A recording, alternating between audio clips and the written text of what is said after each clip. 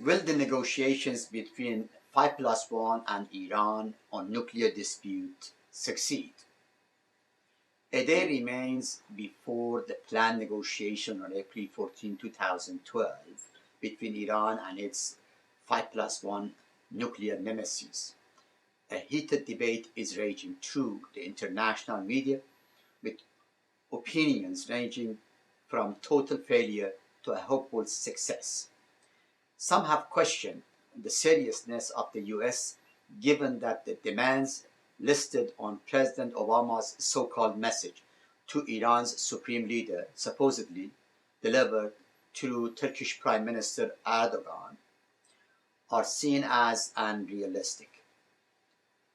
The very fact that the message was leaked to the media prior to the negotiations is a cause for suspicion. Was it intentionally leaked? Yet Iran must have already guessed that the US will come to the negotiation table with its maximum demand.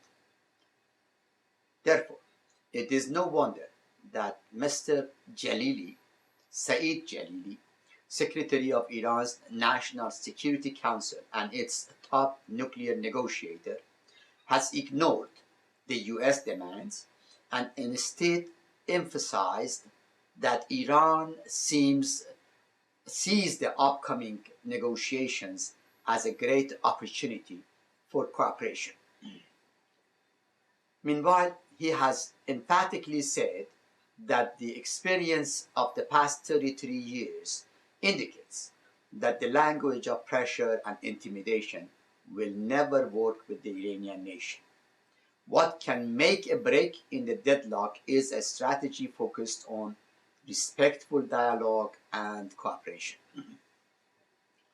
There are skeptics who believe Mr. Khamenei needs animosity with the US and will not allow a successful negotiation to take shape, and that Iran's tactic is to buy time. Fortunately, President Obama has decided to tentatively trust the Supreme Leader on his words that, quote-unquote, nuclear bomb is forbidden in Islam. Mr. Khamenei has also resolved another concern often raised by the 5 plus 1 group, and that is that the Iranian negotiators do not have enough authority to make decisions at the negotiation table.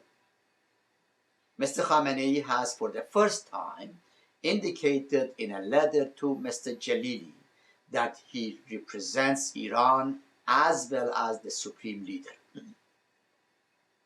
Still, the key question is whether the upcoming negotiations have any chance for success.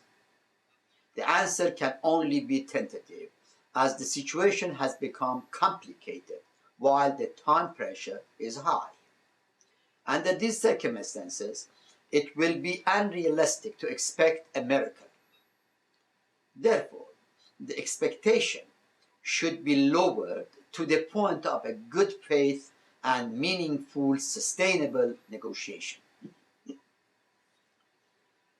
The biggest problem with the past negotiations has been that they were hardly ever serious and were never sustained for any length of time.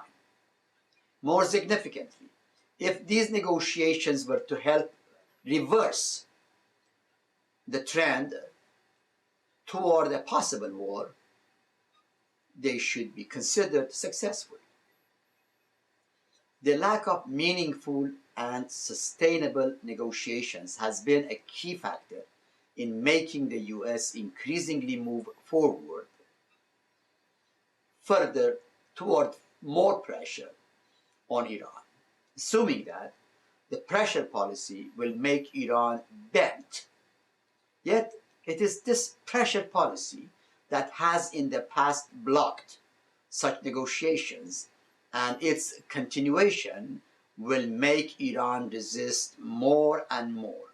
The good news is the US seems to have ultimately understood the pressure trap and has been willing to begin to speak in a more conciliatory tone. As we have long said, for example, in AIC's white paper in 2009, the status quo of no war, no peace is unsustainable, and the US now faces a decision between war and peace. This urgency for making a war or peace decision is the key to the new willingness for resolution of the nuclear dispute on both sides. Given the elections time in the US, the moribund world economy, and the already significant pressure on oil prices, a war will only bring calamity to the existing political economic orders in the Middle East and the world. A war which will be impossible to contain will also lead to colossal human and material destructions. Complicating all this is the fact that a preemptive war that is being discussed in the media will be illegal, as it has no authorization from the UN Security Council, where Iran's nuclear file currently resides. And Iran is not shown to represent an imminent threat to any nation, including the US and Israel. Despite the new willingness for meaningful and sustainable negotiations, one traditional danger looms over the new process, and that is Iran's insistence that the US must speak to it with respect, and that the pressure policy must give way to mutual accommodation. The Iranian demand is constantly voiced by all its key leaders, including Mr. Khamenei, and is reported extensively in the Iranian media these days. Will the US take notice and adequately respond to this rather natural demand? Some have argued that Iran itself is to blame for the often undiplomatic language. True. Certain Iranian leaders have been undiplomatic in the past. Yet, we are now dealing with war and peace issues, and any excuse for a failure at the negotiation table must be removed. Let us hope that this time the parties will undertake meaningful and sustainable negotiations based on mutual respect and accommodations. Thank you for watching this video, and please share this with friends.